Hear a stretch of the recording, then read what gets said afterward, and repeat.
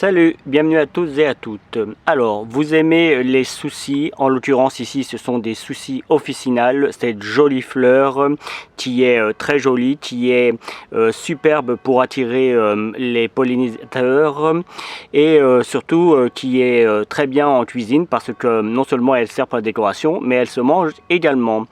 Donc vous aimeriez récupérer les graines mais vous ne savez pas trop comment faire.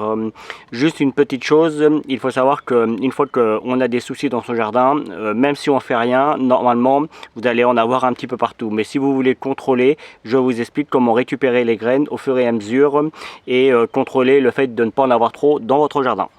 Juste avant de commencer l'explication, juste derrière vous avez un pied, vous voyez il est en plein milieu du jardin.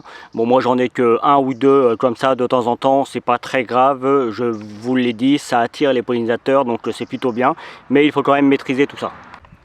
Bien, voici un pied de souci, vous voyez que les fleurs ont fané et une fois que les fleurs ont fané, toutes les pétioles qu'on peut voir sur le dessus s'en vont et puis ça forme comme un espèce de petit pack, ça s'enferme en fait et c'est là que les graines vont se faire.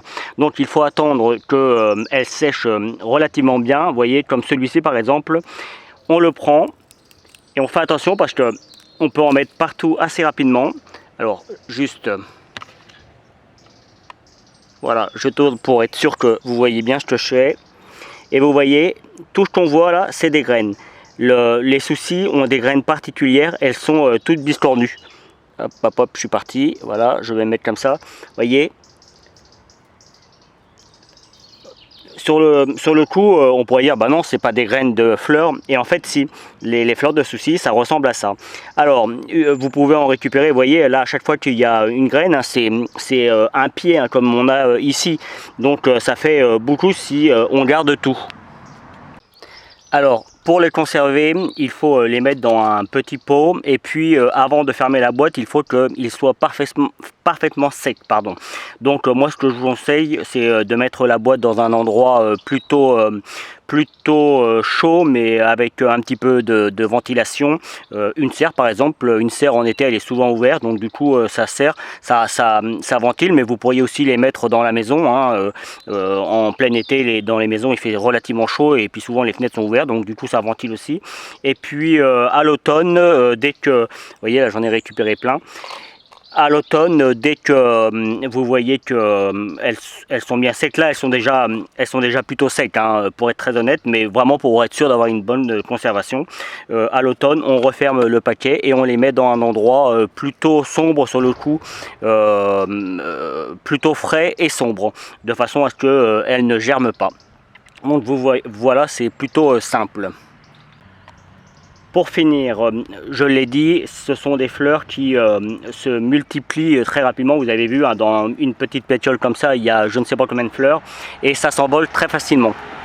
Donc si vous voulez éviter d'en avoir partout et vous préférez les semer vous-même au printemps pour pouvoir les mettre là où vous voulez dans votre jardin, je vous conseille de ne pas attendre, de prendre un petit sécateur et puis on enlève les pétioles. Moi j'aime bien laisser la fleur parce que du coup ça laisse un petit peu de vie. Vous voyez, là il y a des petites fleurs qui vont sortir, donc on les laisse, celles-là. En plus ça va permettre à la fleur justement de refaire d'autres petites pousses. Hop. Vous voyez, hein, il n'y a rien de compliqué. Alors soit là sur le coup elles seraient pas assez secs, hein, elles sont vraiment trop vertes, mais si vous en avez des plus secs, vous pouvez les récupérer. Si vous en avez trop, n'hésitez pas à les donner, hein, ça fait toujours plaisir. Et puis voilà, mais sinon ça par contre on met ça dans le sac à poubelle, parce que si vous les mettez dans votre composteur, bah, du coup vous allez avoir plein de graines, hein, elles vont sécher naturellement et puis quand vous allez mettre votre compost dans votre terre, bah, vous aurez plein de graines, donc on met ça à la poubelle.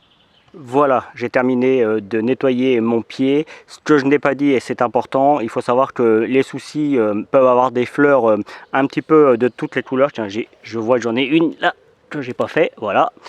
et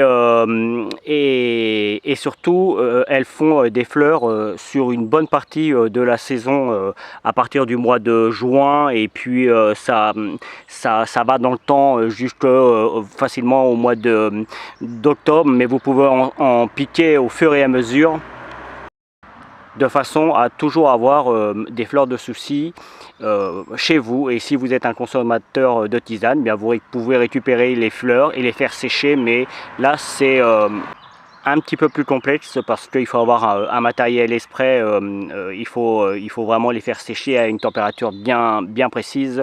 Donc à la maison c'est un petit peu complexe, mais maintenant il existe des déshydratateurs, je crois que c'est comme ça qu'on dit, et ça fait le travail. Mais en tout cas vous pouvez avoir des soucis pendant facilement 4-5 mois dans la saison, et comme vous pouvez le voir dans les jardins, c'est vraiment très joli.